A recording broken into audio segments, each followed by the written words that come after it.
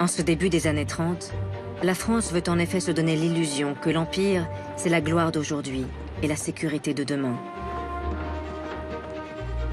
Alors, après des années de préparation, le pays s'apprête à célébrer ses colonies. Au cœur du bois de Vincennes, un gigantesque chantier occupe des milliers d'ouvriers.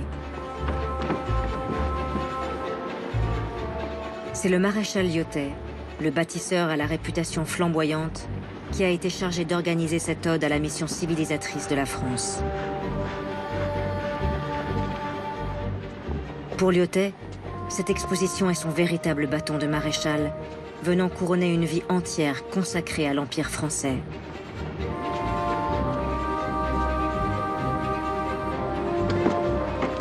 Un empire que les meilleurs artisans du pays sont chargés de reproduire ici en miniature, avec pour point d'orgue la construction d'une copie du temple cambodgien d'Angkor Wat.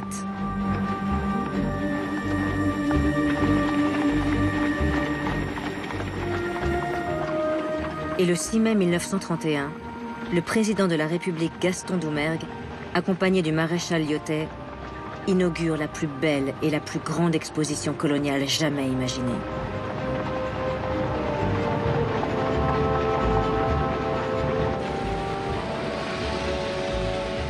Plus de 8 millions de visiteurs vont se presser au bois de Vincennes, où l'on a prolongé spécialement la ligne 8 du métropolitain parisien.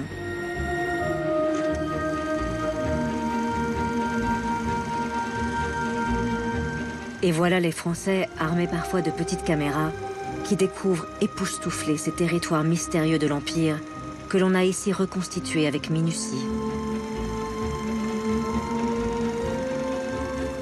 Tout a été pensé pour offrir l'image d'un monde colonial idéalisé et parfait, où chacun peut déambuler à loisir d'un continent à l'autre.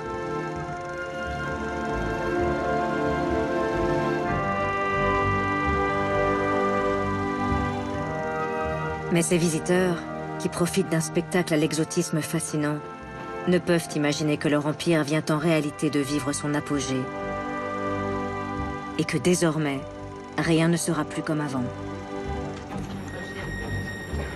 Les millions de sujets de cet empire, d'Alger à Hanoï et de Tunis à Beyrouth, vont les uns après les autres remettre en cause la tutelle française. Et bientôt, vont apparaître les prémices d'un effondrement qui va être accéléré par la Seconde Guerre mondiale.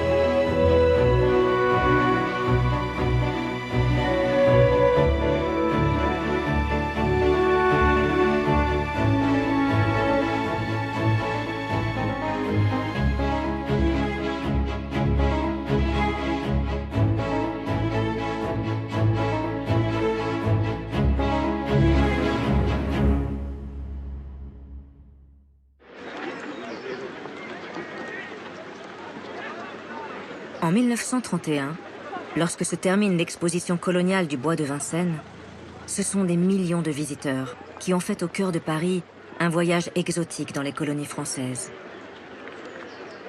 Un voyage d'autant plus réaliste que 300 000 indigènes, comme on appelle alors les sujets de l'Empire, sont venus spécialement en métropole pour animer ce qui se voulait une grande fête de la fraternité entre tous les peuples de la France coloniale. Mais malgré le succès de l'exposition, il reste une ombre à ce tableau idyllique. Car ces 300 000 sujets représentent 68 millions d'habitants qui, dans les colonies, ne jouissent pas de la citoyenneté politique, ni de toutes leurs libertés fondamentales, qui sont soumis à une justice spécifique et qui, de fait, sont maintenus en marge de la société française. Cette fracture béante, la France de 1931 veut encore croire qu'elle pourra progressivement la réduire grâce à sa promesse sans cesse renouvelée d'assimilation des indigènes. c'est-à-dire leur accession à la citoyenneté française au même titre que les Français de métropole.